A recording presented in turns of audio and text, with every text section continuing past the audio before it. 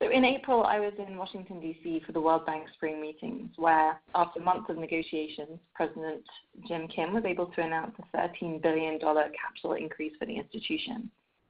The announcement came among shifting priorities for the bank, including doing more work in fragile states and announcements about a human capital index.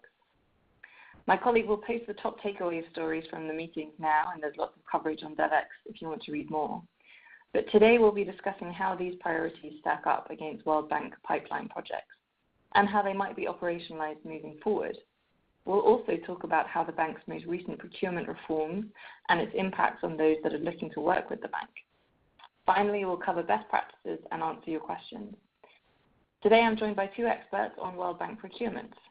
We have Devex's Raquel Alquega.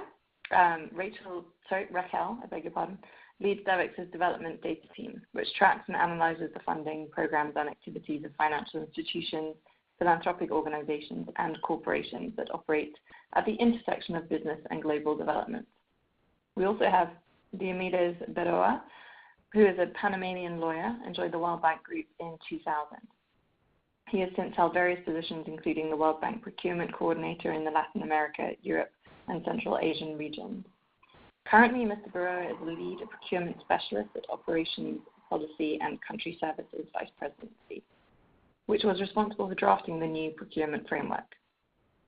We learned that the latest replenishment of the International Development Association's funding more than doubled the amount that it could allocate to operations in these fragile and conflict-affected states. Since March 2017, the amount of funding budgeted for projects in fragile states has increased by 49% compared to a 13% increase for other states. You can see that now in the slide in front of you. Another question on who defines what an abnormally low bid is? Is it just related to other bids participating in that particular tender, or is it looked at over various markets? Yes, and yeah, as I mentioned before, the last slide of my presentation, there is a link where you can get a very comprehensive guidance note